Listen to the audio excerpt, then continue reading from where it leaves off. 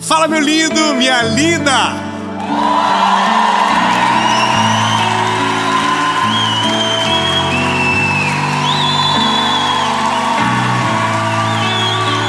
Ó, meu coração tá quentinho com vocês aqui.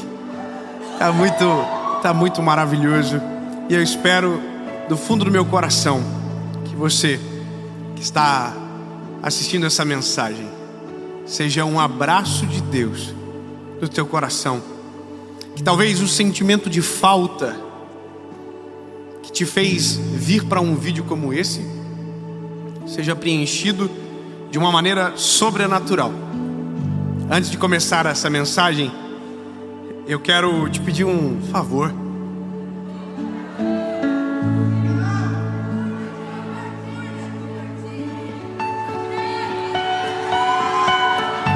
Você tá vendo?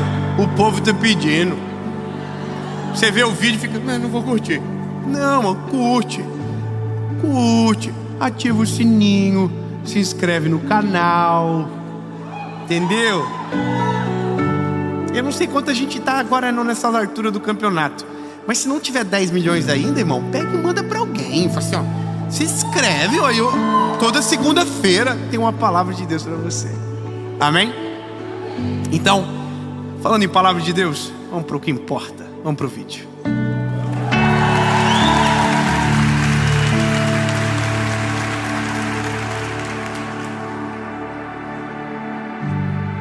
Lucas, capítulo de número 8, versículo de número 48, diz o seguinte: e ele disse: tem de bom ânimo, filha, pois a tua fé te salvou. Eu tô com uma Bíblia hoje que eu gravava com ela lá no começo. Essa Bíblia eu não viajo mais com ela. Eu só trouxe ela porque eu vim de carro. Porque essa Bíblia aqui é uma memória minha. Ela é toda marcada, página por página. Todos os textos que eu li milhares de vezes, porque eu precisava de socorro. Então nessa Bíblia, ela é de 1987. Ela é uma herança do meu avô que partiu para o Senhor. E essa Bíblia ficou na minha casa por muito tempo, em cima de um armário do quarto da minha mãe, e era a Bíblia dela. Mas no dia que eu mais precisei, eu corri para o quarto dela e encontrei essa Bíblia. Fui para o meu quarto e abri ela. E nunca mais a fechei. Porque uma palavra veio tão forte no meu coração que mudou a minha vida para sempre. E naquele dia eu conheci Jesus.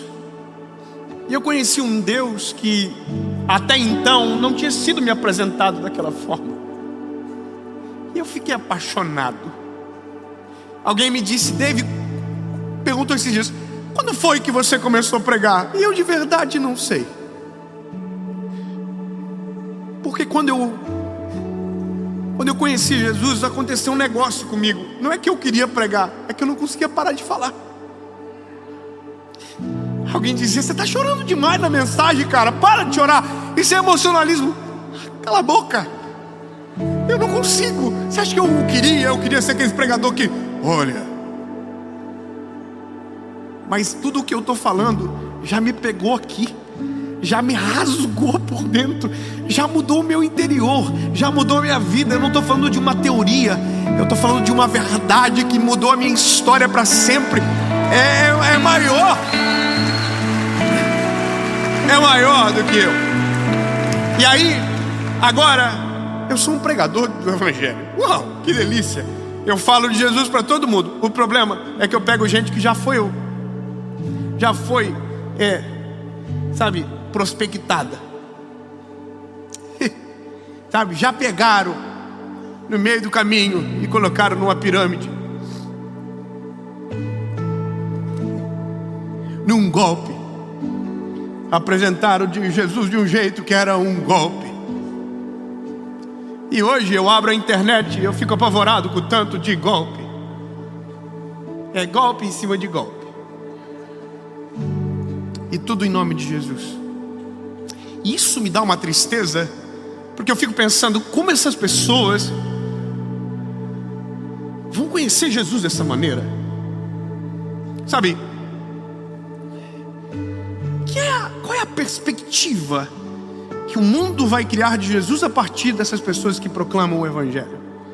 Eu jamais vou usar um palco como esse para falar de pessoas, para falar nomes, para perseguir alguém. Jamais. Esse lugar não é para as minhas angústias fluírem, é para que o Evangelho apareça. Mas eu preciso te dizer que dói no meu coração quando eu vejo algumas coisas. Gente falando o que Jesus jamais diria, fazendo o que Jesus jamais faria, ferindo, chamando de pecado coisas que nunca foram, cercando pessoas em julgos desiguais. Sabe, esses dias eu ouvi uma palavra e eu só vou falar isso aqui. Alguém disse: se você ouve uma palavra e se sente leve, isso não é o Evangelho. E eu tô aqui, ó. Nossa. E a pessoa disse: Evangelho, quando você ouve, você fica pesado, olhando para as misérias suas. Uau. E eu tô assim: nossa, que horrível esse Evangelho. Porque o Evangelho de Jesus é deixar vir a mim aqueles que estão cansados, oprimidos, que eu vos aliviarei. Tomai do meu jugo que é leve, suave. Quer dizer que Jesus disse que é leve, mas nós estamos dizendo que é pesado. É tiro, porrada e bomba. E tem gente que morre de medo do inferno, e por isso se chega até Jesus. E tem gente que morre de medo de morrer, e por isso serve Jesus. E tem gente que está doente, e por isso que serve Jesus. E na verdade os nossos motivos sempre estão equivocados, parece. Faz um pix.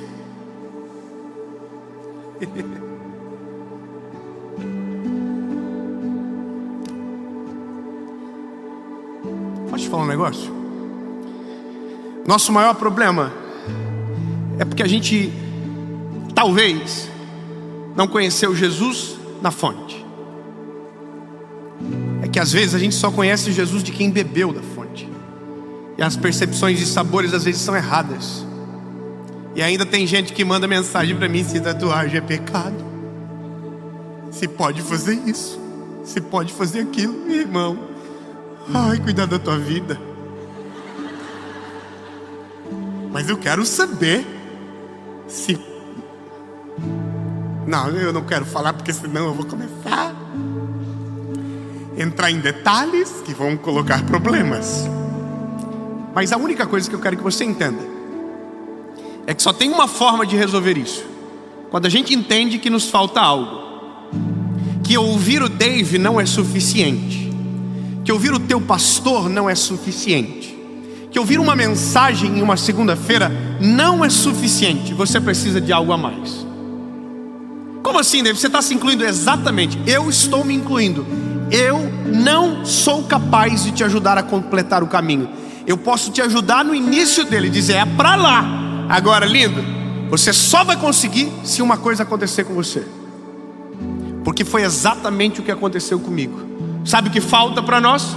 Uma experiência verdadeira com Jesus, com a fonte, não com quem bebeu dela. Porque eu vou te falar, eu sou ruinzinho, eu estava perdido, já perdi. Às vezes falo umas coisas que eu fico: Deus, a minha vida. Você não era crente, rapaz? E aí eu preciso: Jesus, me perdoa, pelo amor de Jesus. Ele não, ele é perfeito, ele não erra, ele conhece tudo e todos, ele te chama pelo nome, ele deu o filho na cruz do Calvário para morrer no seu lugar. Ele é perfeito, ele é... ele. Então, lindo, me esquece agora e foca numa coisa: eu preciso conhecer Jesus na fonte. Eu preciso conhecer Ele na fonte. A fonte começa aqui. Quem tem isso aqui nunca está perdido. Quem tem isso aqui nunca é enganado. Porque alguém diz: é pesado, você abre, é leve. Está escrito. A Bíblia diz que Ele vela para cumprir a sua palavra. E eu começo aqui a palavra que mudou a minha vida. Isso aqui mudou a minha vida. O texto que eu li é o final de uma história. Jesus olhando para uma moça dizendo: filha, a tua fé te salvou. É maravilhoso, o final é lindo, mas tem tanta coisa aqui que a gente precisa voltar. Eu já devo ter contado essa mensagem, essa história, não a mensagem, umas 30 vezes, pelo menos na minha vida. Em série, talvez umas 4. Mas nunca me canso. Porque agora o final é outro. Olha aqui. A Bíblia diz que tem uma mulher que tem um fluxo de sangue. Fluxo de sangue, aquele negócio que a mulher tem. É porque eu não sabia no começo, eu tive que... Verdade, quando Jesus não sabia, aí a minha esposa falou: é isso aqui. Falei: pronto, então é uma mulher difícil de lidar. Uma mulher que tem TPM. Quem a mulher sabe, não é fácil, é 5 dias.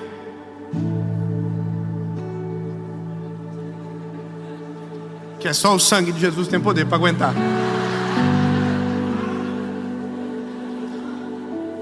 E tem mulher que tem a TPM, que é os 5 dias antes do negócio desandar. Quer dizer, desanda para nós 5 dias antes ainda. E essa mulher não tem isso 10 dias, não tem 7, ela tem 12 anos. Pronto. Essa mulher é doida, irmão. Essa mulher deve ser maluca de pedra.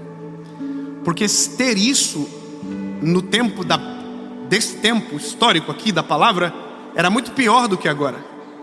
Quem tinha isso era impuro. Então não podia estar em lugar público, não poderia encostar em ninguém, não poderia cozinhar para ninguém, não poderia abraçar ninguém. Estava condenada a uma impureza que a cerceava de alcançar, de tocar, de abraçar, de amar, de se sentir amada. Essa mulher é um caos.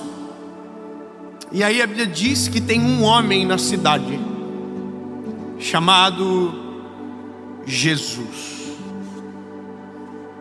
Só que Jesus tinha uma galera que andava com ele, uma galera que queria milagre, que estava interessado em ver o que ele ia fazer. Tinha os que estavam buscando motivo para condenar ele. Tinha os religiosos, os fariseus, e cada um dizia uma coisa sobre ele. Um dizia: ele é um falso profeta. Outros diziam: ele faz milagres. Outros diziam: ele está se achando. Que não espere que Jesus era unânime. Jesus era perfeito, unânime não. Perfeito ele era, mas na perfeição de Jesus irritava mais do que qualquer outra coisa. Foi perseguido, humilhado, maltratado. E esse era o cenário do enredo que cercava Jesus. E dentro disso tem uma mulher que tem uma doença e que concebe dentro dela tocar em Jesus. E ela diz: se eu apenas o tocar, eu sei que eu serei curada. E aí a Bíblia diz que essa mulher tem um grande problema: chegar até Jesus. Porque para chegar até Jesus, ela vai ter que romper com uma multidão, que se ela falar o que tem, ela vai ser escorraçada do meio da multidão. Se ela revelar o que ela passa, ninguém deixa ela chegar perto. E às vezes é muito isso que acontece. Tem muitos perdidos que não chegam até Jesus, porque o clube dele não deixa. Você não pode. Você não se encaixa nos padrões. Você não usa a roupa que a gente usa. Você não penteia o cabelo da gente do jeito que a gente penteia. Você não pode. E aí vai ter um outro clube que vai dizer: você pode fazer o que você quiser, não precisa fazer nada. Quer dizer, tá cheio de confusão no meio dessas informações. Alguém diz: você não pode nada. O outro diz: você pode tudo. E tá tudo errado. E essa mulher está, sabe, a uma multidão de Jesus. Então, para ela conhecer Jesus, ela vai ter que romper a multidão. Ela vai ter que passar pelo meio. E a Bíblia diz que é isso que ela faz. Ela ignora. Ela se esconde, ela se abaixa. Imagina a cena, ela indo rapidamente por baixo da visão de todos. E ela consegue chegar até Jesus. E a Bíblia diz que quando ela chega em Jesus, ela toca na orla do manto de Jesus. E imediatamente ela é curada. Preciso de 10 irmãs para celebrar isso.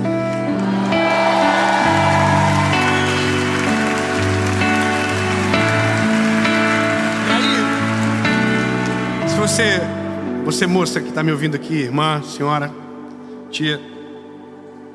É que tem tia aqui também, eu estou feliz. Olha, você tem uma velhinha maneira no meio. Você veio. Conheceu pelo YouTube? Que isso, hein? Conectadaça. Mas aqui, se você está 12 anos com um negócio desse acontecendo, você é curado, o que você faz?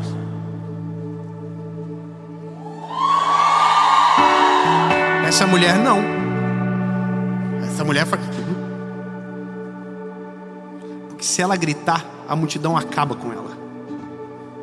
Porque se ela gritar, a multidão descobre ela. Então ela conheceu Jesus, mas ainda não conheceu de maneira plena. Ela conheceu uma faceta de Jesus, o Jesus que cura, mas ela não conheceu Jesus por completo. Eu vou te falar, lindo, tem gente que não conheceu Jesus por completo, e vai demorar muito, eu também não conheci. Mas tem gente que conhece só uma faceta de Jesus, só uma. Tem uns que conhecem, ele é um justo juiz. E aí tem gente que morre de medo, mas esquece que ele é o nosso advogado. Só que não conhece a outra parte. Então só é apresentada uma, vive dentro de um cabrestinho. Ai, não posso fazer isso, não posso fazer aquilo, porque ele está me julgando, ele está me olhando. E aí tem um que conhece só uma faceta, o amor, mas esquece que ele é um pai justo também. E aí, whatever you're doing, faz o que você quiser. O papai é um bobão. Ele é o pai. E pai que é pai bota caráter no filho, sabe, corrige porque ama, cuida, zela. E aí tem outros que tem outras vertentes. Ou seja, parece que a gente pega só um negocinho e isola do todo. Jesus é muito mais. E a mulher conheceu só uma faceta de Jesus. Ela tocou, foi curada e estava bom. Só que Jesus não. Jesus para. Jesus parou do nada e falou: alguém me tocou. Alguém me tocou. Todo mundo começa a dizer: eu não toquei no Senhor. Todo mundo se afasta. Eu acho que eu tenho um pouco de problema. Se eu estou no meio, eu digo: fui eu. Eu sou muito curioso, eu quero saber o que está rolando. Fui eu. Ou seja, ele fala: não foi. Pois é, pensei que foi, mas... E a Bíblia diz que tem uma mulher escondida, tentando passar desapercebida. Quando entendendo que não conseguiria, e eu estou ocultando a parte do Pedro, que deu uma bronca em Jesus, dizendo: como assim? Alguém te tocou se está todo mundo te tocando? Bom, outro dia a gente fala do Pedro. Vamos falar da mulher. A mulher tem uma visão de Jesus, tá? E a visão de Jesus dela é a visão do religioso, do fariseu. Então quando Jesus diz: alguém me tocou, ela sabia que pela religião ela não tinha direito de tocar em Jesus. Ela sabia que aquele homem era santo e que ela não era. Então ela não tinha direito de fazer o que ela fez, porque ela só conhecia uma faceta de Jesus. E a religião é que tinha filtrado. O fariseu é que tinha filtrado. Então a Bíblia diz que ela estava tremendo de medo, assim,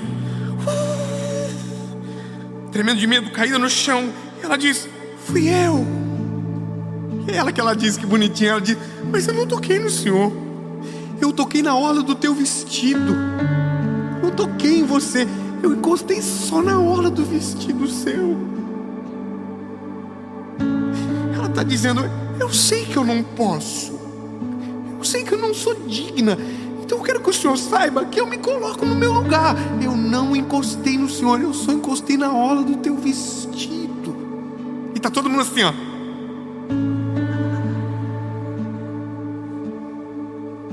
Por isso que eu sou apaixonado por Jesus, irmão.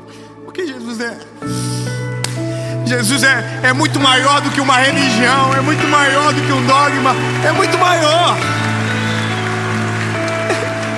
Jesus escuta, lindo, Jesus está acima da nossa religião, Jesus está acima da nossa pequeneza, Jesus está acima da gente, está muito acima, muito, sabe, não tenta colocar Jesus numa caixinha porque ele não cabe, não tenta colocar Jesus dentro de um buraquinho porque ele não cabe, irmão, ele é maior do que tudo. A Bíblia diz que as nuvens são os cabelos dos seus pés e ele pega a terra com a palma da mão. A Bíblia diz que o vento, o mar o obedece, irmão.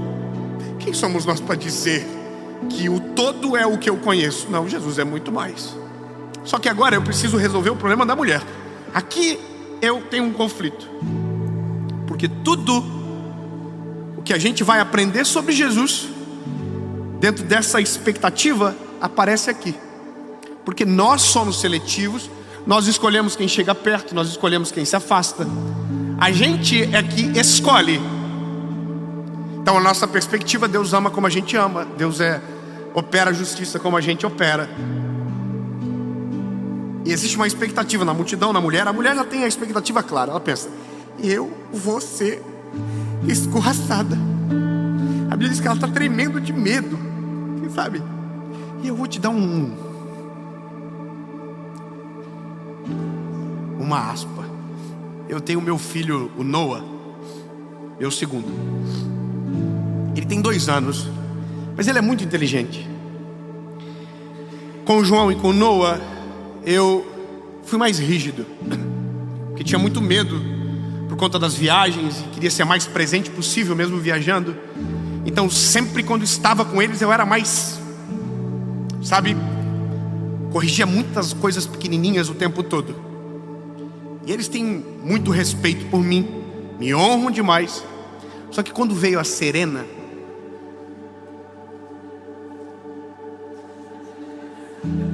acabou o machão, irmão. Acabou.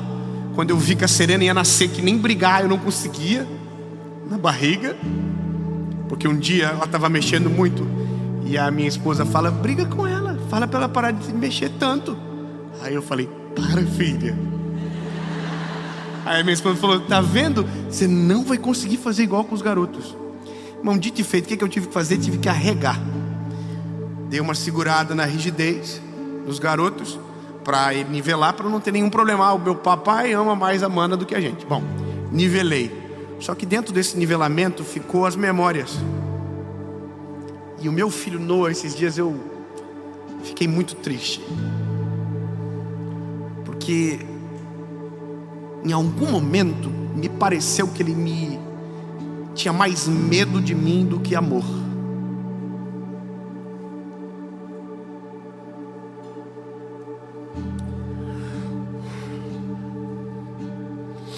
E para mim foi muito pior ele sentir isso do que ter me desobedecido. Ele fez xixi na calça.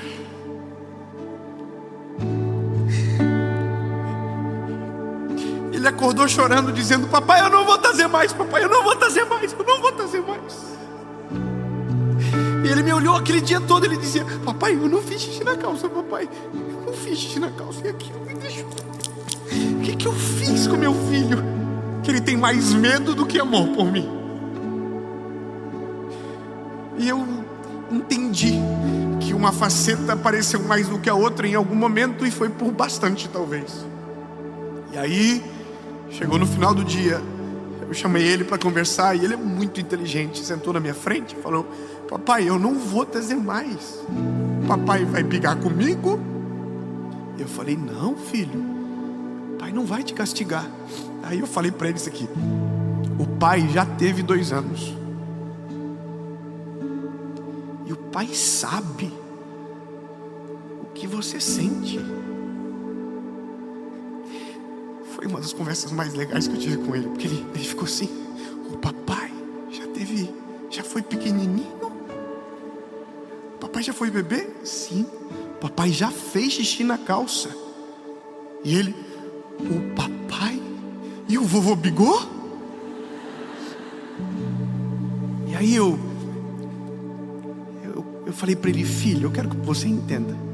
Quando você cometer algo de errado, e vai acontecer, você não precisa ter medo do papai, mas deixa o papai te ajudar a resolver o problema. Fala com o pai. Fala para mim: pai, eu fiz xixi na calça, me ajuda, eu não quero fazer mais. O papai vai te ajudar. Como que a gente resolve? Conversando, filho, conversando. O papai vai conversar com você, conversando. E isso agora entrou na cabecinha dele. Quando eu falo com ele: filho, ele falou: papai quer conversar?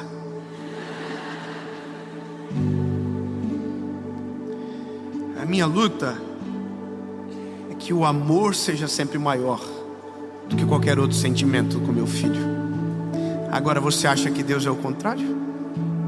Sabe o que Deus fez para que a gente nos sentíssemos amados, salvos?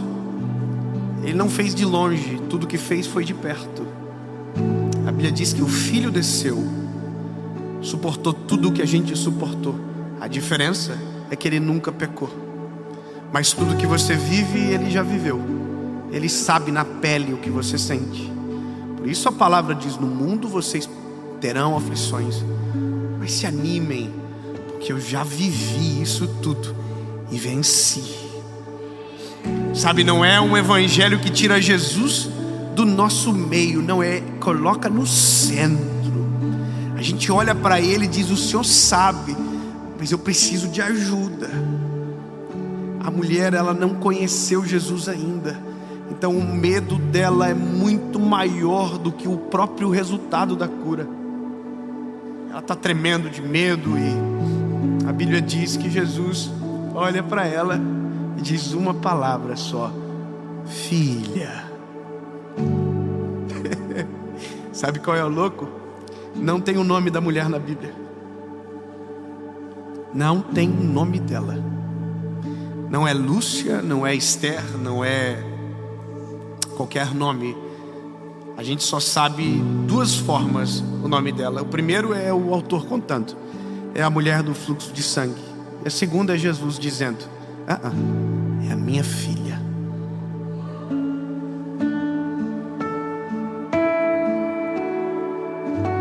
E só quem é pai sabe o peso que carrega essa palavra: filho.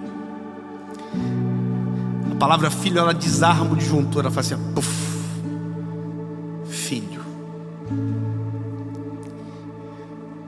Eu acredito que quando Jesus falou filha, provavelmente ela tenha parado de chorar na hora, porque ela chegou pensando que era só uma mulher desqualificada e que não podia ter tocado nele, mas descobriu que o homem que cura também era o pai dela.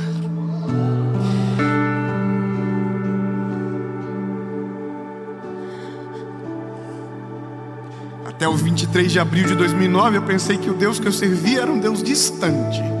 É o Deus do meu pai, é o Deus da minha mãe, é o Deus dos meus avós. Mas o dia que eu dobrei o joelho dentro do meu quarto, garoto, 19 anos, chorando, dizendo: Jesus, tem misericórdia de mim, se ainda tem esperança, eu quero que o Senhor fale comigo. E naquele dia eu descobri que não era o Deus dos meus pais, era o meu Deus, era o meu amigo. E Ele responde oração.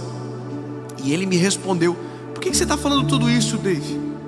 Porque é isso que eu quero que quem me ouve viva. Que independa do que eu fale, mas que tenha a sua própria experiência com Jesus.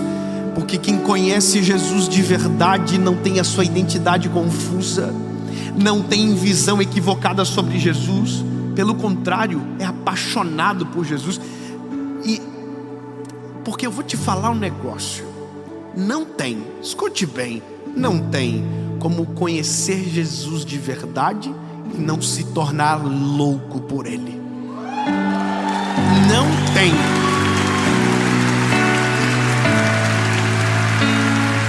Como assim? Ele explica. Jesus é assim: quanto mais você conhece, mais apaixonante fica. Quanto mais você acessa, mais você quer.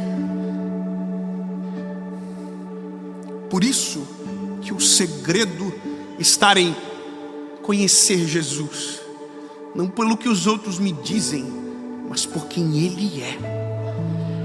Essa mulher chegou através de Jesus para ser curada, mas saiu dali adotada. Tocou em Jesus, Jesus disse: não, filha, não, relaxa, filha. Ela estava assim, ó, fez. Jesus diz: a tua fé te salvou, vai em paz. Só tem um detalhe: Jesus ainda não tinha morrido na cruz. Como podia ter salvo alguém? Muito simples. O nome disso é herança. Tudo aquilo que é do pai já é do filho. Quando Jesus diz: a tua fé te salvou, Ele está dizendo: você é minha filha, meu bebê, tudo que eu tenho agora já é seu. Você pode viver a vida inteira sem conhecer Jesus de verdade, com facetas apresentadas em uma mensagem e outra, mas o dia que você conhecer Jesus, você vai entender que nunca precisava de nada. Tudo que você precisava tinha nele.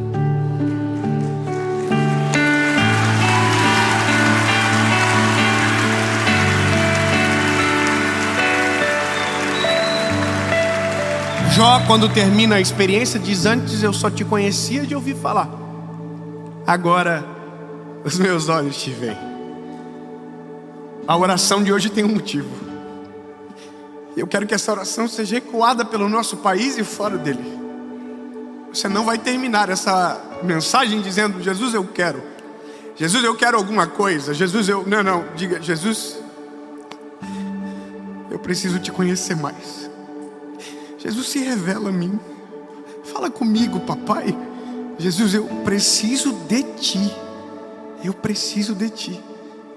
Aonde você estiver, se você puder dobrar os joelhos, se não puder, feche os olhos e diga: Jesus, eu quero te conhecer melhor. Jesus, tu é muito maior do que as pessoas dizem. Tu é muito mais incrível do que a religião nos pintou. Tu és soberano, poderoso, mas eu quero te conhecer. Eu, Jesus, eu sou pequenininho, eu sou frágil, mas eu estou te pedindo como um filho: se revela a mim. Me deixa sentir o cheiro do teu perfume. Me deixa abraçar. Me deixa sentir a tua presença. Me deixa te conhecer mais, Jesus.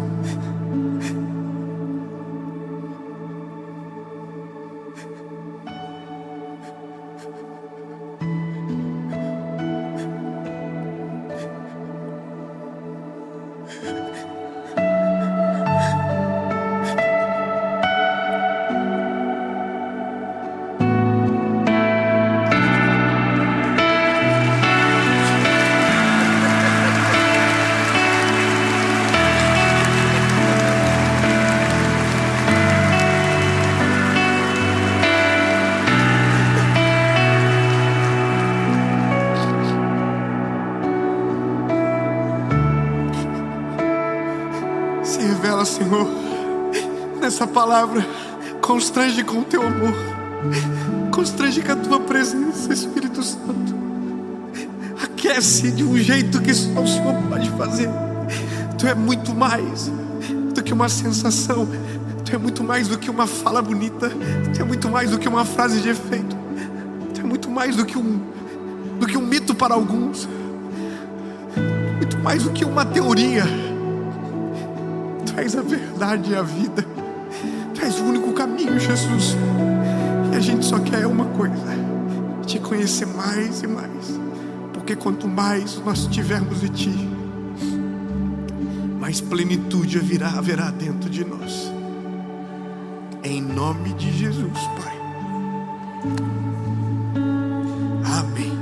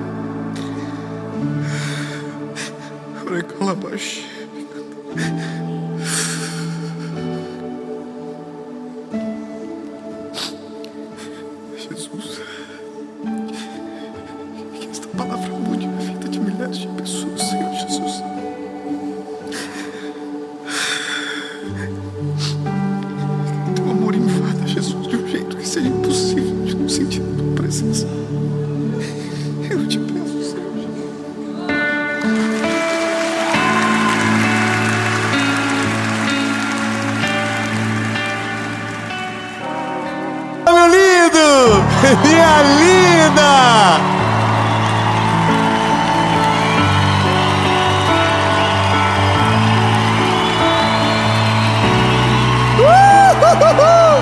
Aleluia! Vida linda, Jesus! Muito obrigado por essa série, Jesus.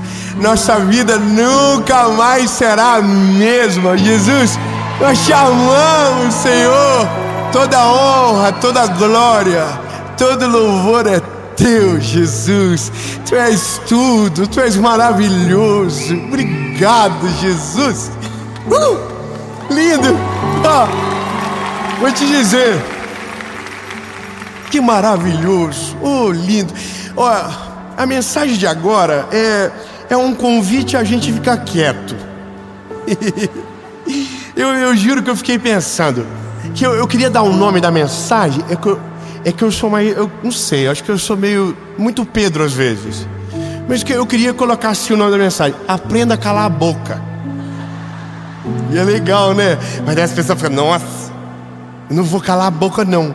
Você viu? Tem que calar. Lembrei da quinta série agora, perdão. Aí eu fiquei pensando: aprenda a calar, aprenda a ficar quieto. Mas daí tem uma palavra mais educada para isso: esperar em silêncio. Fala para quem está do teu lado, tá dizendo,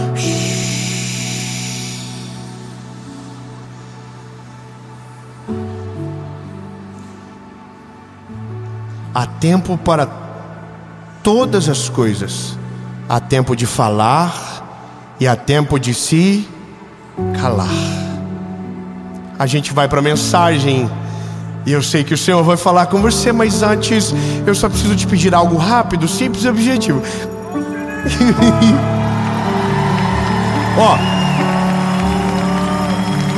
Vamos lá. Curte o vídeo, comenta, compartilha, manda pros amigos, pros inimigos e manda no grupo lá do WhatsApp da confusão toda semana, que você tem vontade de sair, manda lá e faz essa mensagem cada vez mais longe, porque é sobre isso. Se você não é inscrito, se inscreve, ativa o sininho, dá uma olhadinha. Eu acho que já está bem pertinho da gente chegar em 10 milhões. Que delícia! Você fez tudo aí? Curtiu, comentou, compartilhou? Top! Vamos pro vídeo.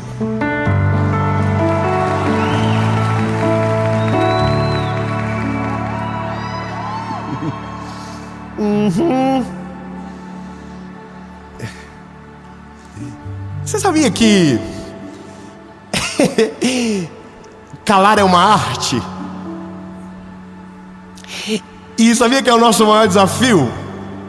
Ficar quieto, ficar parado é o nosso maior desafio.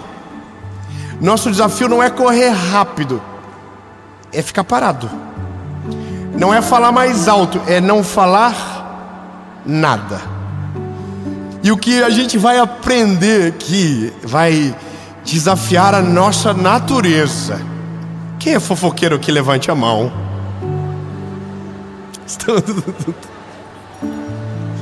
Os fofoqueiros estão tudo aqui de peso. Se você é fofoqueiro aí na sua casa, levante a mão. Eu vou falar uma coisa: a gente perde muito por falar fora de hora. Então, vamos para a palavra. Josué, capítulo de número 6. Eu vou ler alguns versículos rapidamente, mas é para te situar dentro de uma história. A Bíblia diz: e o Senhor disse a Josué: te tenho dado na tua mão Jericó, o seu rei e os homens fortes e valentes. Veja, Deus acabou de dizer algo para ele: Josué, você já venceu. A vitória já é sua. Jericó já está nas tuas mãos. Você pode ficar feliz já? Então vou dizer, vou explicar. Tem batalhas que você entra, e se você entra com o Senhor, a vitória já está garantida antes de você entrar. É claro, aí se você crer, se você quiser, né? Mas eu quero que você creia que quando o Senhor entra na batalha, a batalha já está vencida antes de você entrar.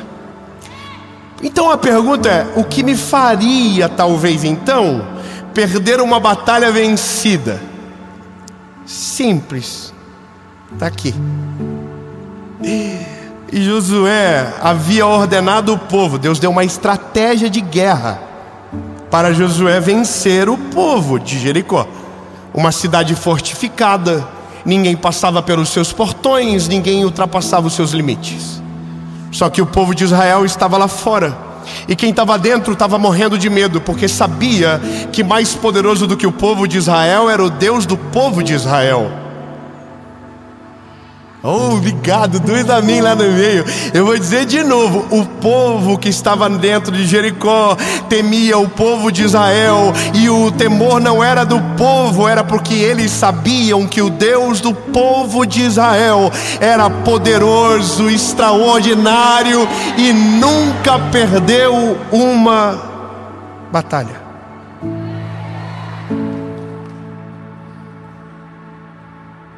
O card dele é limpinho. Ele ganha tudo que entra. É o nosso Deus. Bom, vamos lá. Josué havia ordenado ao povo dizendo: vocês não gritarão, nem farão qualquer ruído. Tampouco sairá da vossa boca qualquer palavra, até o dia em que eu vos ordenar: gritem, então vocês gritarão. A cena é essa. No verso 16 diz: aconteceu e sucedeu que na 7ª vez, quando os sacerdotes sopraram as trombetas, Josué disse ao povo: gritai. Então o povo gritou, e os muros vieram ao chão, e Deus lhes entregou a cidade. Amém? Mas olha, deixa eu colocar luz nisso aqui para você.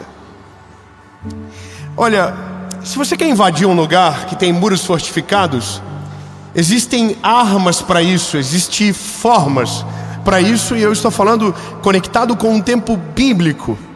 Existiam as escadas de assalto, que os soldados vinham, lançavam as escadas, os soldados mais rápidos passavam por cima e invadiam e atacavam os soldados que estavam na defesa.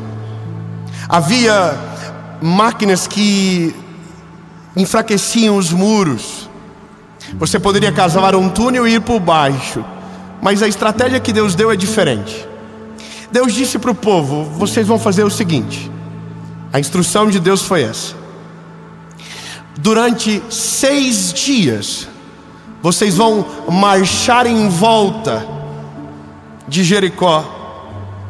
E a Bíblia diz que havia alguns pedidos. O sacerdote estava junto, a arca da aliança estava junto, e o sacerdote iria tocando as trompetas. Depende da versão, você vai ver um nome de instrumento um pouco diferente, mas eram as trombetas, sabe? E essa trombeta tinha um significado. Era o significado da manifestação da presença de Deus no lugar.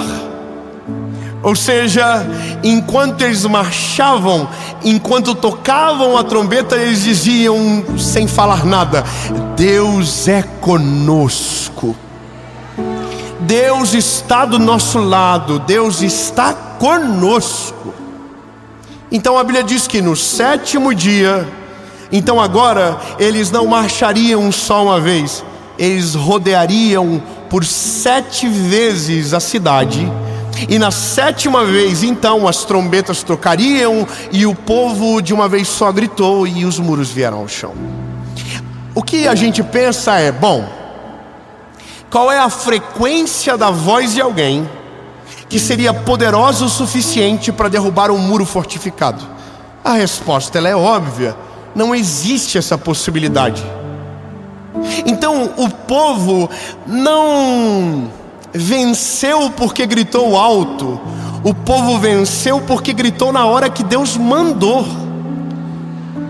Vamos melhorar. Lindo, o povo não venceu porque era forte. O povo venceu porque estava no lado certo da guerra. O povo estava no lado do Deus de Israel. A parada não é a guerra, é o lado da guerra que você está. E veja, há um outro segredo. A voz era, sabe, dizer para alguém que está prestes a invadir que ele não tem que falar nada é uma coisa difícil. Imagina que eram centenas de milhares e estavam todos em silêncio. Lindo, se a gente tentar colocar as 2.000 pessoas que estão aqui em silêncio, não vai dar. Alguém vai soltar uma piadinha, alguém vai falar alguma coisa vai acontecer, uma criança, alguém vai ter barulho. E veja, o que Josué diz não pode sair nenhum som da boca, porque, veja, Deus está ensinando uma estratégia de guerra. Deus é pedagógico na maneira que trabalha. Ele podia dizer, saiam gritando, mas ele diz, saiam em silêncio e só gritem na hora que eu falar. Lindo, Deus está nos ensinando uma estratégia de guerra. Existem guerras que você vence gritando, existem guerras que você vence com a força, mas existem guerras que você vai vencer em silêncio. Silêncio absoluto, sem falar uma palavra, apenas confiando que o Deus que te chamou é presente com você e garante a vitória. E aqui é a parada mais difícil, porque ficar em silêncio representava a confiança. Sabe, não falar representava a paciência.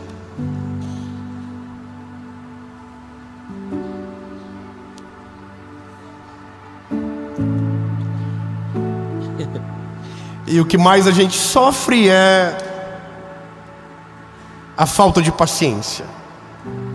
Deus nos faz promessas e a gente dá com a língua nos dentes e fala para todo mundo. Deus manda a gente ficar quieto e a gente está falando ainda. Deus diz não se mete e a gente está se metendo. Deus fala, não vem para cima, não estou contigo. E a gente está todo tempo falando, murmurando, fofocando, reclamando. Só Jesus para ter paciência com nós.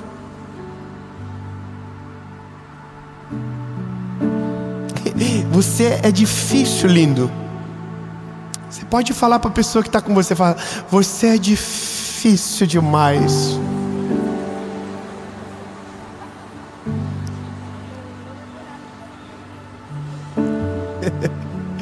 Essa é a nossa guerra, sabe?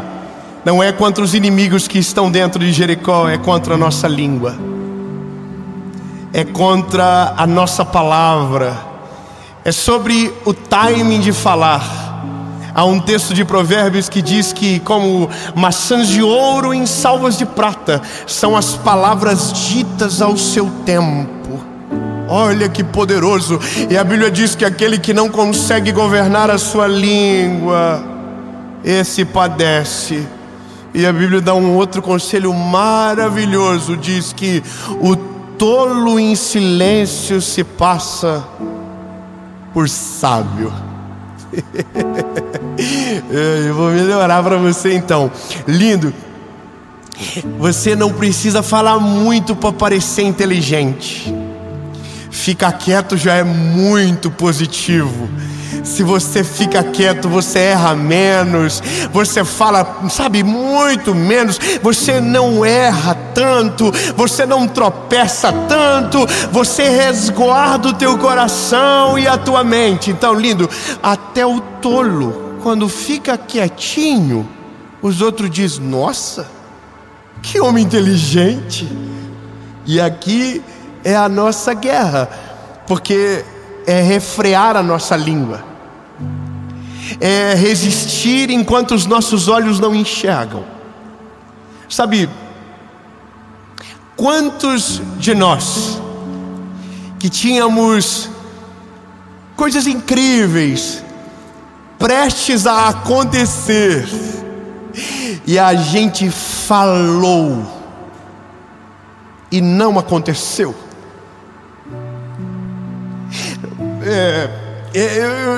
Eu vou te falar, lindo, eu estou aprendendo essa parada ainda na minha vida, não é tão fácil. Eu aprendi que se Deus te dá a estratégia, você só canta a vitória depois que ela está na tua mão. Você não fala como, você não fala o que vai fazer, você não conta os segredos que Deus tem com você. Não, você guarda tudo até o dia que se torne impossível paralisar e que a vitória esteja na tua mão. Então, é muito mais simples do que a gente imagina. Se Deus disse que vai te dar a vitória, Ele vai dar a vitória, mas você só vai poder falar quando ela estiver na tua mão. Porque se você fala antes, talvez você perde tudo porque não soube esperar calado. E veja,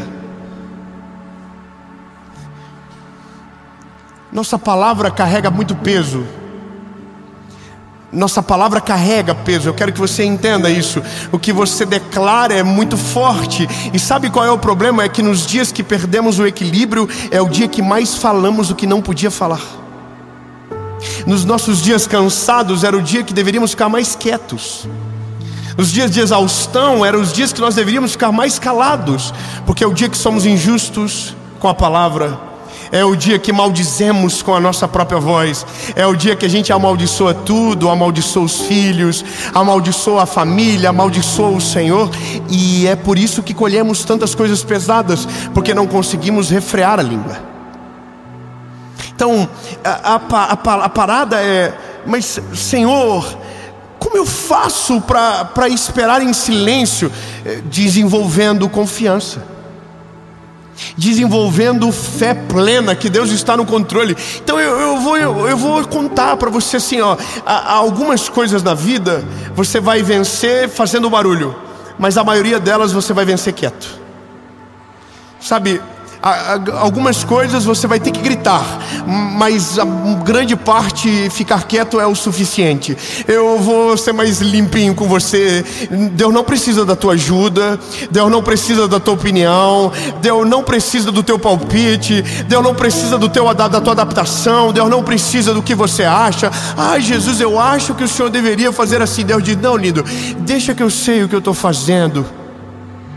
Confia em mim e espera de boa. Quanto menos você falar, mais rápido eu consigo trabalhar. Não tira o foco, continua olhando para mim, espera. Aí você tem que fazer assim.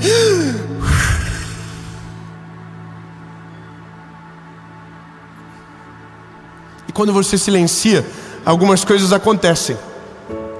É muito simples, quer ver? Silêncio total.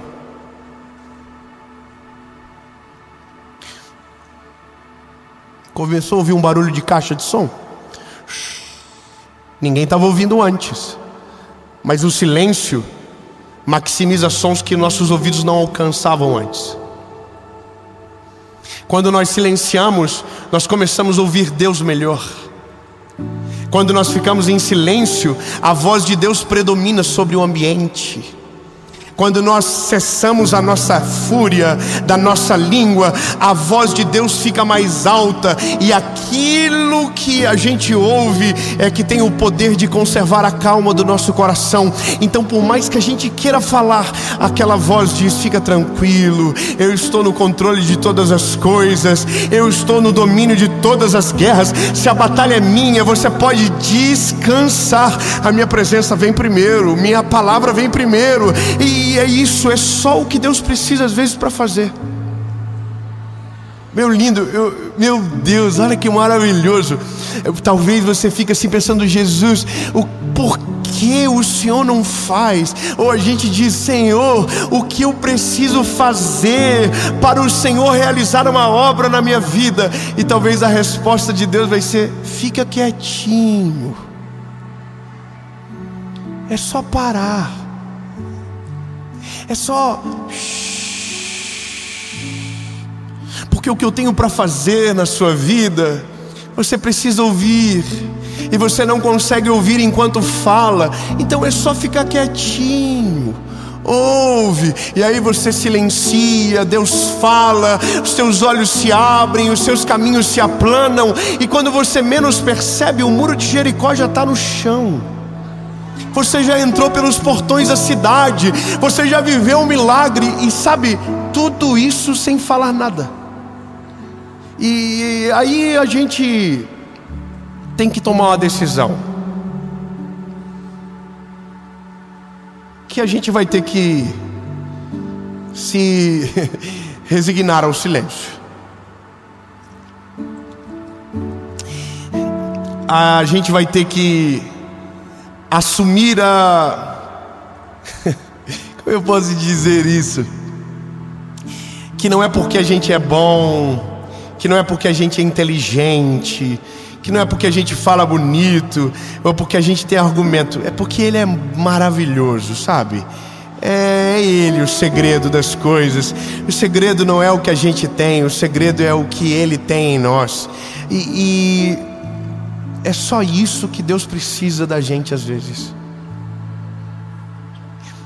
Quantas vezes eu atendi pessoas, sabe, que contavam as suas dores, e as respostas para os seus problemas estavam na fala deles. Mas é porque é tanta vontade de falar que nem escuta o que está dizendo.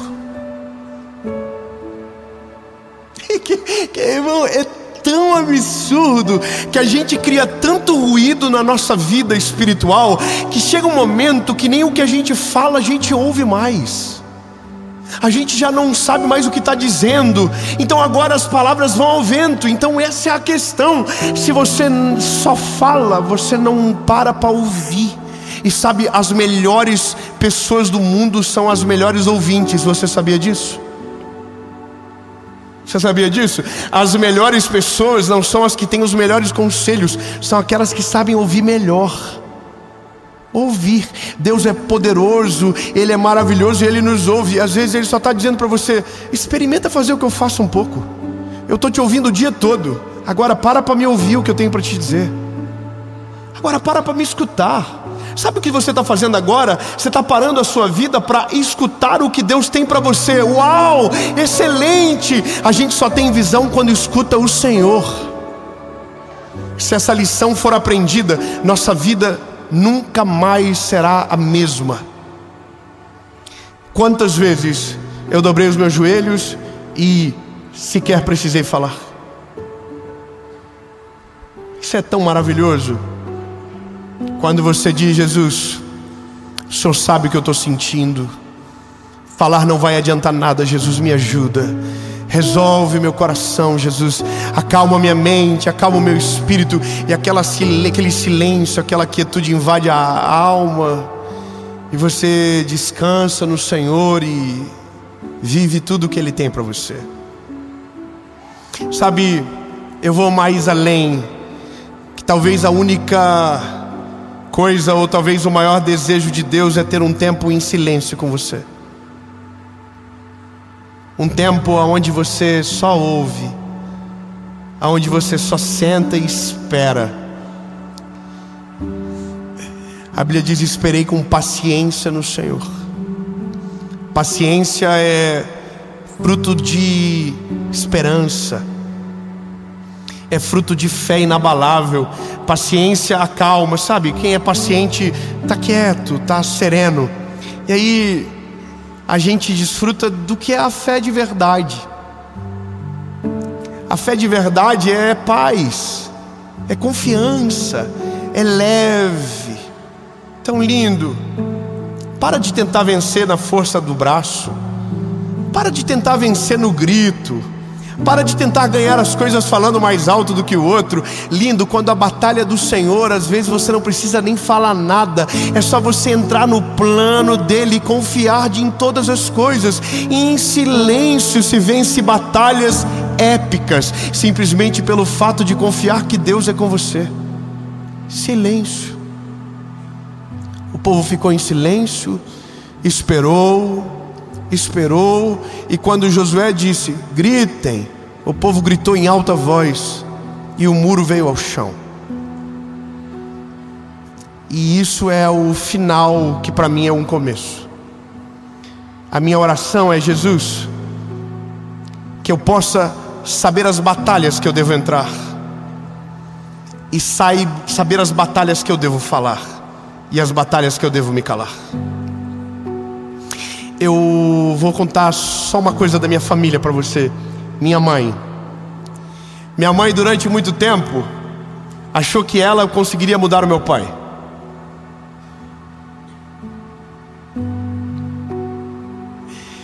E ela brigou muito, e eu vi milhares de vezes essas brigas acontecendo. Mas teve um dia que ela mudou a estratégia. Ela dobrou os joelhos, ela apresentou para o Senhor e nunca mais falou sobre aquilo. É doido, né? Ela mudou a estratégia de guerra. Falar não adiantava nada, não mudava nada. Então ela foi para quem podia resolver, que era o Senhor. E sabe quanto tempo ela ficou nessa guerra? 8 anos. Mas em silêncio. Todo mundo dizia para ela: você é a mulher de um homem morto, você está num casamento sozinha. E ela ficava quieta, porque alguém estava guerreando por ela. Oh, lindo, meu Deus do céu.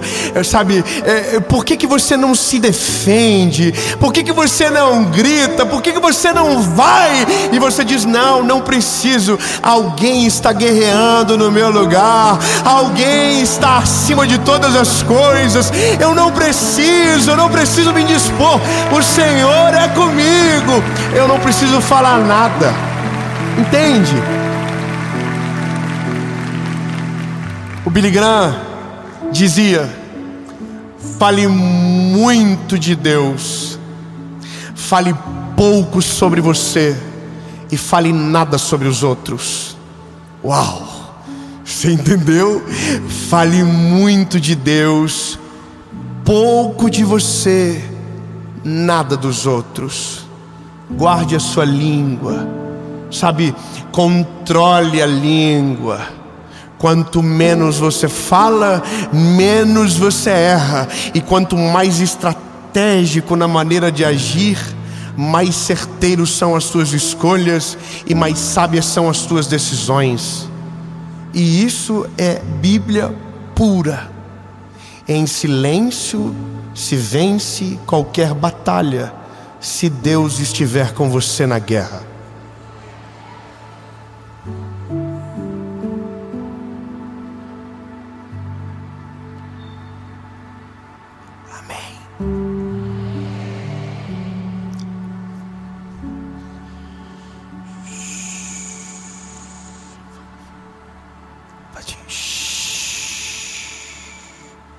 Agora fala para você.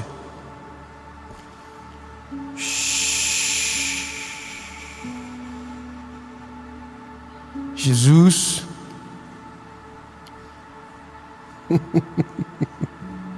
a vontade de falar é insuportável, Jesus. Tem vezes que a gente não consegue. Tem vezes que é difícil demais, Jesus. Parece que nada acontece na nossa vida. Parece que tudo está perdido.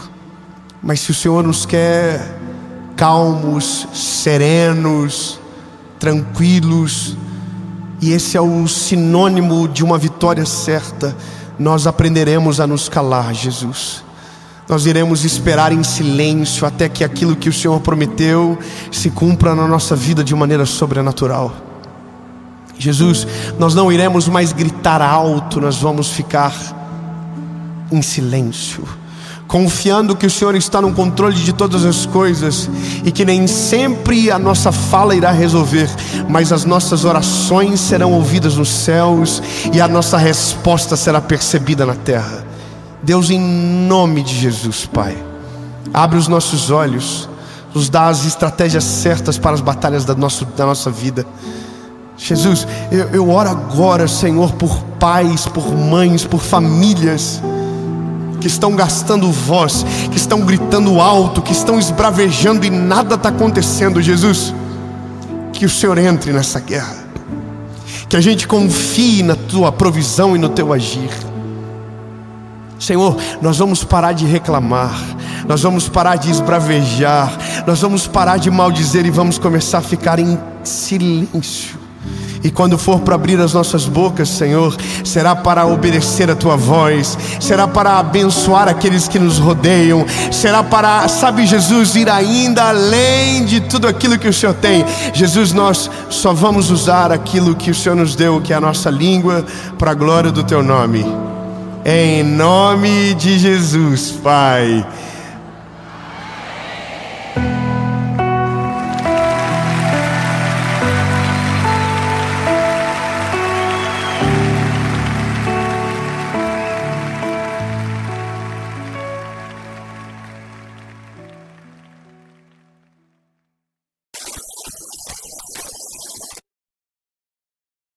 Fala, meu lindo!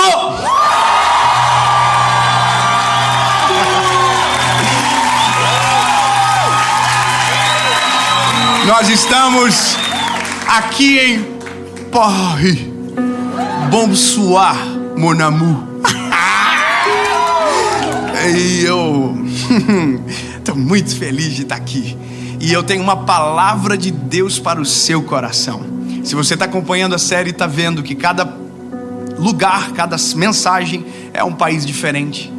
E nós já estamos em mais uma mensagem, dessa vez na França, Paris, aqui no Théâtre. É isso aí. E eu quero só te pedir um favor antes de começar essa mensagem. Curte o vídeo, porque o YouTube manda mais longe quando você faz isso. Compartilha, ativa o sininho, se inscreva no canal. E toda segunda-feira, sem falhar, sempre tem uma palavra de Deus para você aqui no canal. Vamos fazer o seguinte, vamos pro vídeo.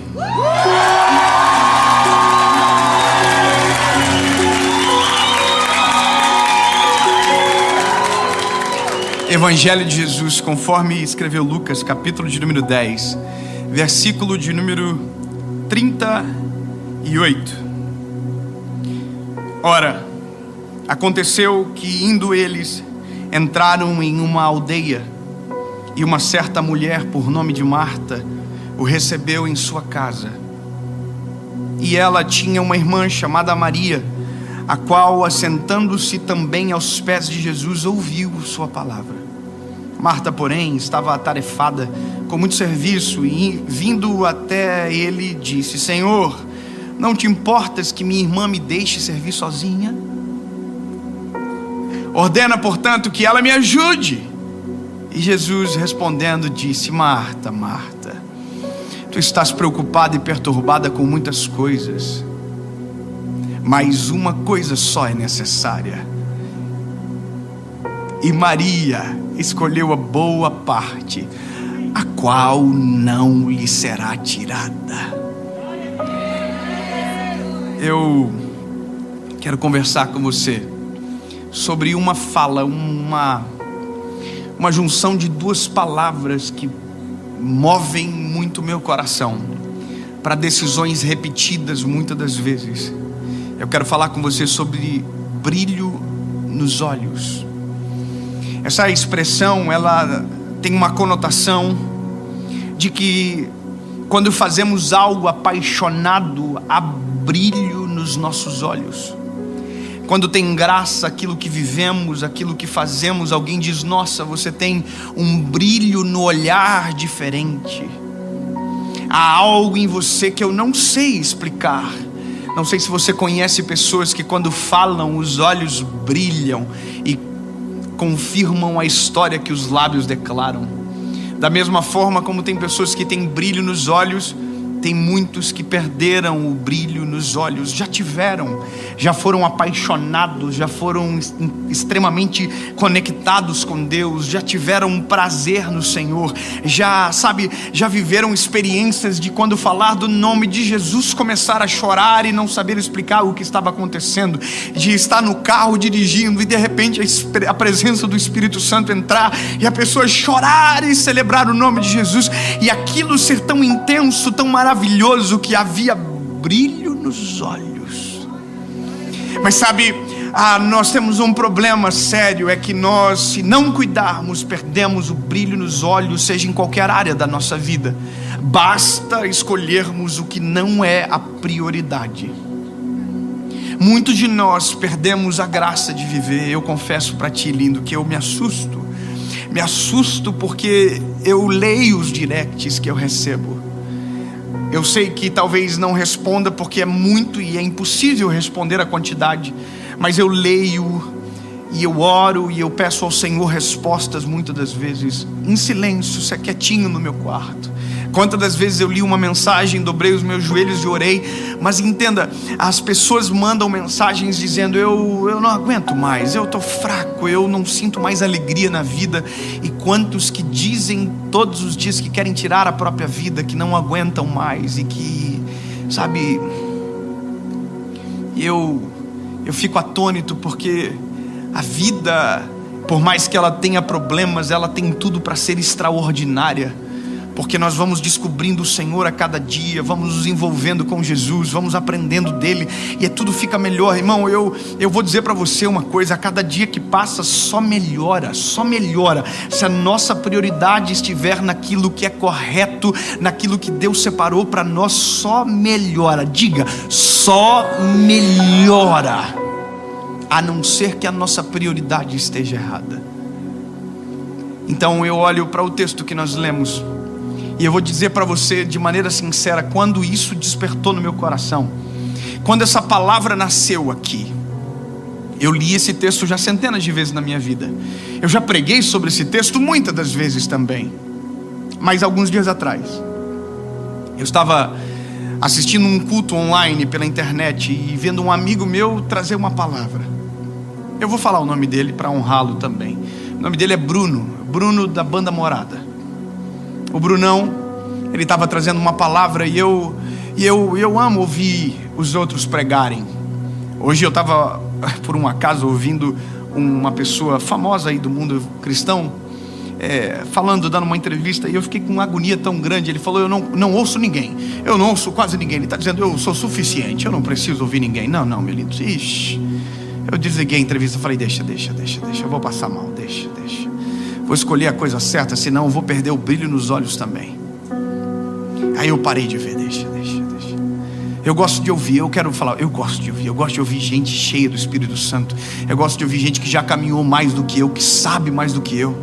Isso é prazeroso. A gente tem a oportunidade de sentar com os sábios, sente com os sábios, ouça o conselho dos sábios, é importante. Eu estava ouvindo o Brunão, e o Brunão, eu amo muito ele como meu amigo, mas naquele dia ele era o pregador que eu precisava ouvir. E ele começou a falar, e ele começou a contar uma história dele, e a história dizia o seguinte: olha, eu estava na cidade onde eu criei, quando eu era adolescente, a cidade onde eu fui criado na adolescência, onde eu aceitei a Jesus, onde eu congreguei com os meus pais, que eram pastores. E o tempo passou, Deus mudou a nossa história, nós saímos de lá e as coisas mudaram. E depois de muito tempo eu voltei na cidade onde eu era adolescente. Eu estava lá com a minha esposa e ele contando, e eu vou contar já na forma correta. Bom, ele estava com a esposa na casa, e de repente ele começou a se arrumar. Eram 6 e pouco da noite. Ele disse que ele começou a sentir uma coisa no coração, uma vontade de ir na igreja onde ele era adolescente, aonde ele servia, aonde ele tocava, e ele queria ir lá, e aí ele começou a se arrumar, e a esposa dele disse: onde tu está indo, Brunão? Ele falou: eu estou indo na igreja. E ela falou: mas por quê? A gente não combinou, e você vai sozinho? Não, eu vou sozinho. Ela: mas por que agora, de repente? E ele falou uma frase, e aquela frase marcou a minha vida. Ele disse: eu estou indo procurar um menino.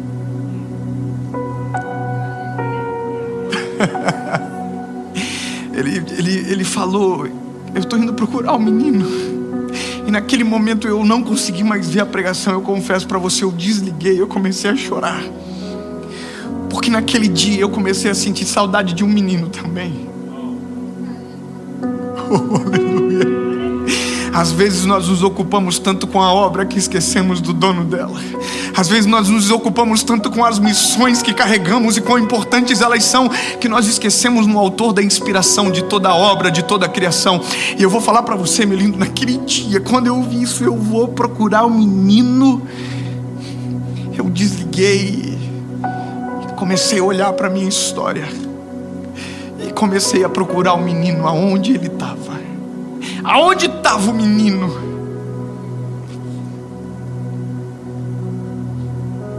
Aonde estava o menino que acordava às 3:30 da manhã para orar?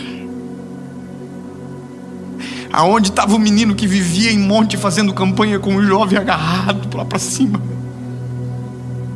Aonde estava aquele menino que quando falava de Jesus não precisava estar num palco para chorar?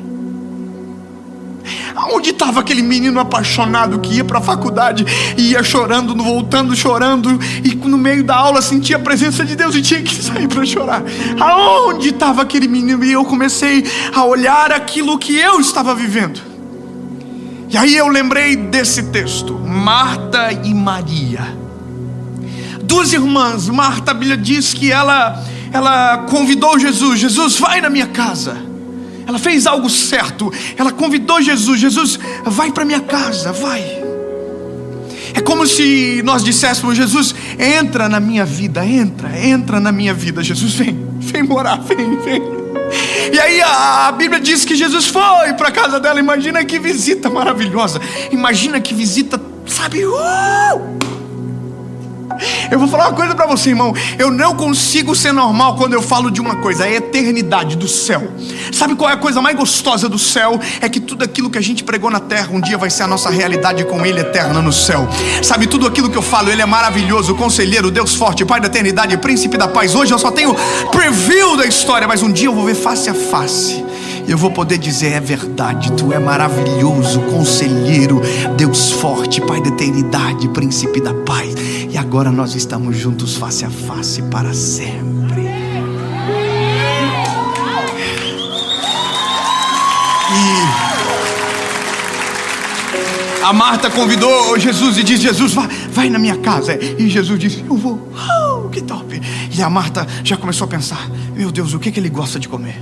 O que eu vou fazer para ele comer, meu Deus? O que eu vou fazer? Eu vou arrumar a casa toda. Eu vou deixar tudo bem bonito, porque Deus o livre se ele vê alguma coisa bagunçada. Parece a minha mãe. A minha mãe, se você vai na casa dela hoje, eu acho que ela está mais liberta. Mas tinha uma fase da vida, irmão, que eu não podia levar ninguém lá em casa. Eu não podia, porque a minha mãe morria da vergonha dos outros.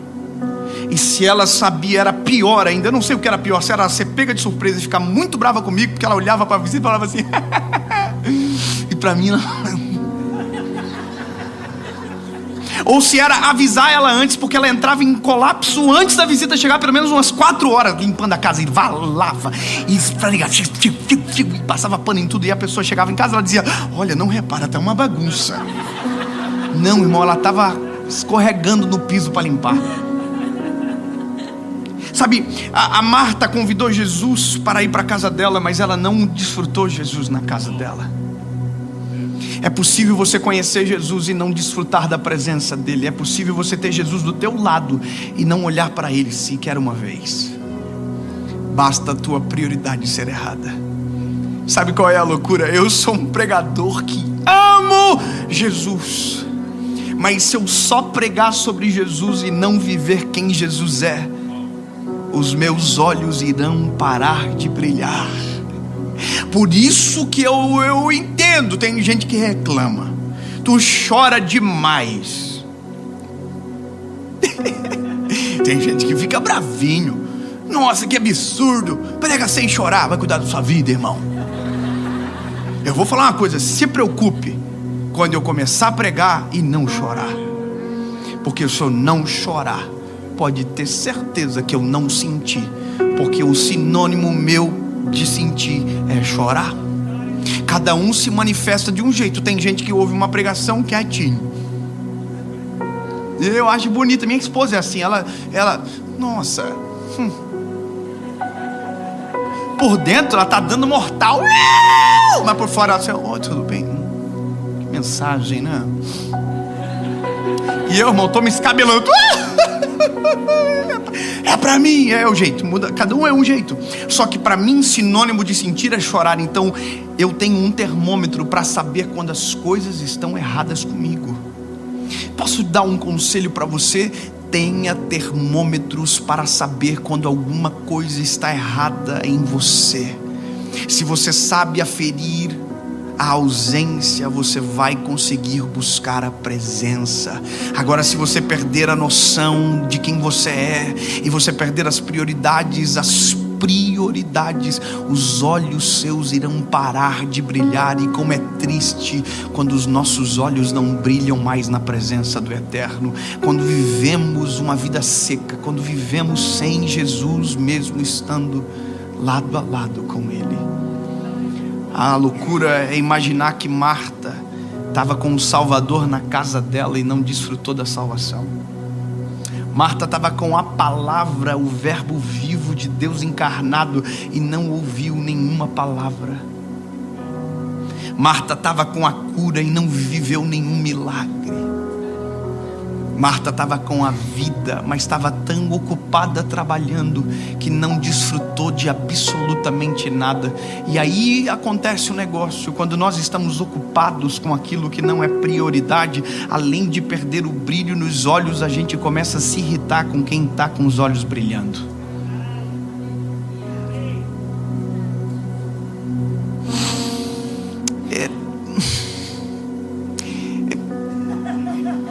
Ai, papai, vou falar, eu tô aqui, nós estamos juntos, nós estamos em Paris, eu não vou perder. Tem gente que tem dificuldade com o novo convertido. O novo convertido chora demais na igreja. O novo convertido dá glória a Deus demais. O novo convertido é muito convertido. É que quem perdeu o brilho nos olhos não consegue suportar. Mas eu vou te dizer uma coisa, meu lindo: não tente impedir quem está vivendo de maneira apaixonada com Jesus. Você não vai conseguir parar.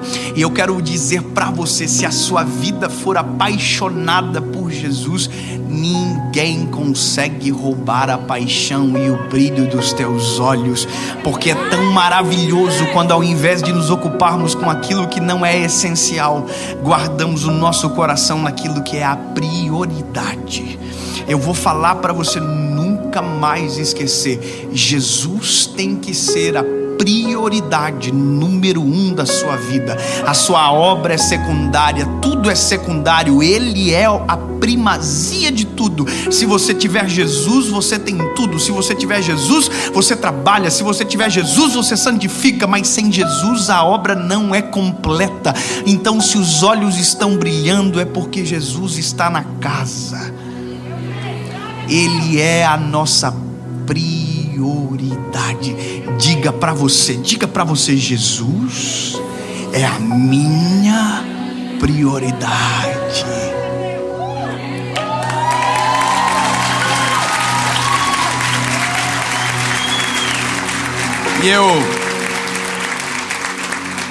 E eu saí à procura do menino. Eu vou te falar uma coisa: eu achei ele.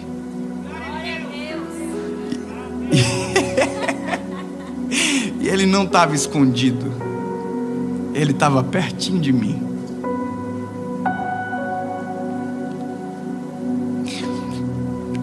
Aleluia. O menino ainda morava dentro do adulto. O menino ainda morava aqui dentro. O menino ainda estava lá. Só que o adulto pegou o menino, mandou ele calar a boca e escondeu ele num quartinho. Fique quieto aí, porque eu preciso pregar mais. Fique quieto aí, porque eu tenho que gravar conteúdo. Fique quieto aí, porque eu tenho que trabalhar. Fique quieto aí, porque eu tenho que viajar. Fica quieto aí, segura. O que me trouxe aqui não foi a quantidade de vezes que eu gravei, mas foi a quantidade de vezes que o menino dobrou os joelhos na presença do Eterno. O que trouxe você aqui não foi o adulto, foi o menino que produziu. Porque eu vou falar uma coisa para você.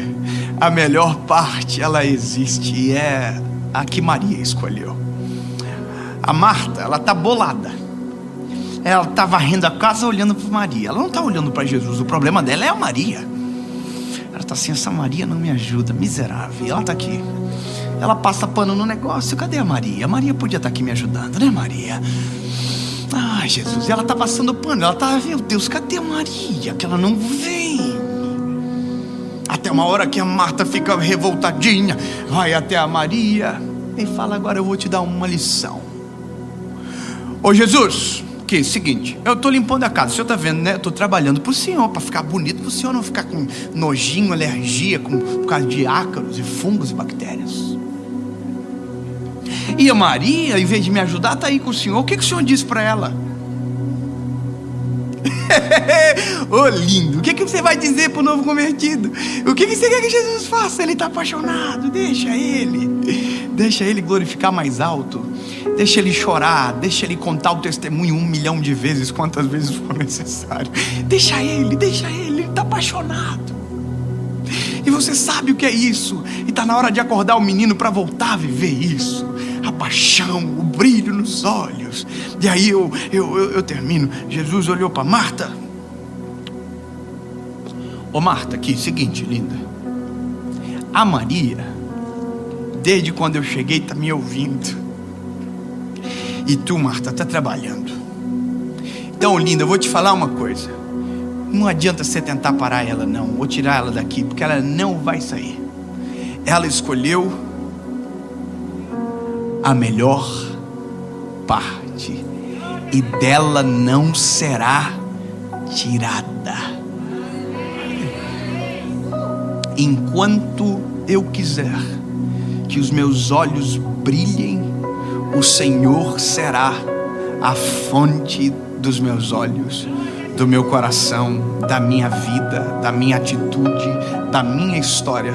Mas no dia que eu me ocupar mais com a obra do que com o dono da obra, pode ter certeza, tudo perderá a graça. E bem, talvez, eu acho que sim, eu vou parar de chorar. Aí talvez eu não vou mais pregar chorando. Talvez eu não vou mais chamar os outros de meus lindos. Talvez eu pare mesmo, até de gravar. Eu vou parar, talvez eu pare. Porque sem brilho nos olhos, não tem graça a vida. Eu falo para os meninos que trabalham comigo, eu falo meninos, mas são todos homens, são a minha família. A gente viaja junto, a gente come junto, senta junto, é tudo família. Todo mundo colhe junto. Hoje o Nick estava aqui, que é o que está gravando, falou para mim: Dave, a gente está vivendo um negócio muito louco. Eu falei para ele: pois é, não é eu, é a gente, é todo mundo, nós estamos juntos, é a gente. Mas eu falei algo para eles desde o dia que eles chegaram na Europa. Eu falei para eles: não se acostumem, porque isso não é normal. Não se acostuma, porque isso é milagre de Deus. Não tem a ver com a gente, tem a ver com Ele. Sabe o que é isso? Mantenha o foco em Jesus. Não se distraia, não deixe as propostas serem superiores ao teu propósito. Permaneça com os olhos brilhando, permaneça com a criança dentro de você. Não fique adulto tão depressa, meu lindo, porque você vai perceber uma coisa: à medida que o tempo passa, eu tenho saudade dos meus primeiros dias com o Senhor Jesus. Mas sabe, é só eu parar um pouquinho, fazer uma reviria dentro de mim, que o menino volta para fora. Sabe o que a gente vai fazer? Nós não vamos terminar essa mensagem de um jeito qualquer. A gente vai sair à procura do menino.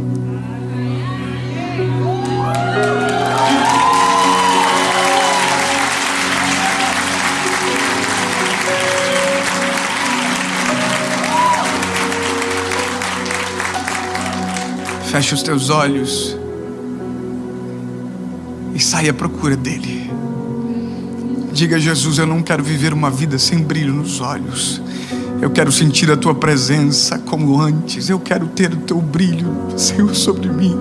Eu quero sentir a tua glória, a tua graça em todo e qualquer lugar.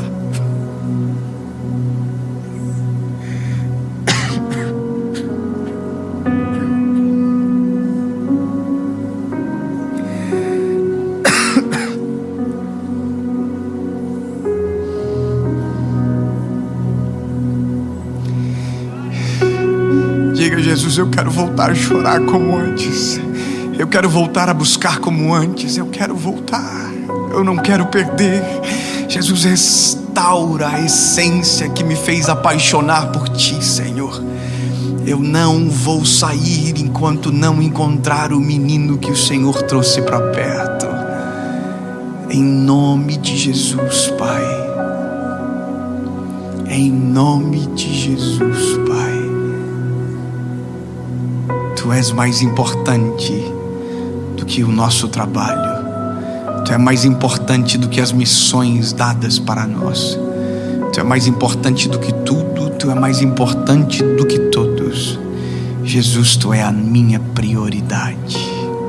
Eu vou falar de novo, Jesus. Isso é eu, Dave, falando. Jesus, Tu é a minha prioridade. Jesus, o microfone não é a prioridade. Estar aqui não é a prioridade. Jesus, eu vou repetir: o Senhor é a minha prioridade. Não permita que os nossos olhos parem de brilhar. Em nome de Jesus. Amém.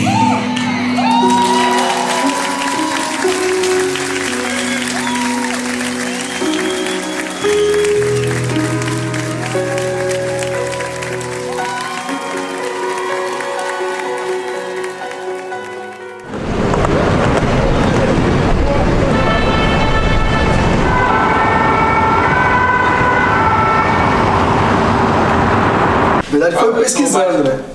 Foi me mandaram, comecei a escutar palavras, você falando, teus vídeos, e aí comecei a pesquisar e tudo mais, e postei o vídeo que, o primeiro na verdade, foi o mais que eu gostei, assim. Postei, sei lá, me deu no meu coração de postar, porque às vezes eu gosto de também, né, postar, falar de Deus, falar para os meus seguidores, né, terem noção do que eu, para quem eu sirvo, para quem, né, para tudo que me deu. Poder, com graça, com autoridade, no nome de Jesus Cristo. Eu oro, Deus, e abençoo o teu filho, no nome de Jesus. Amém. Amém. Glória a Deus. Pastor. O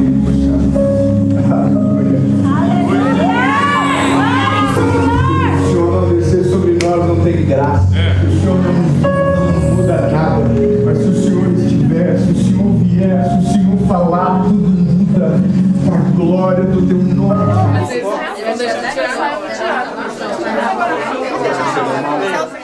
A questão da guerra dos refugiados não podia.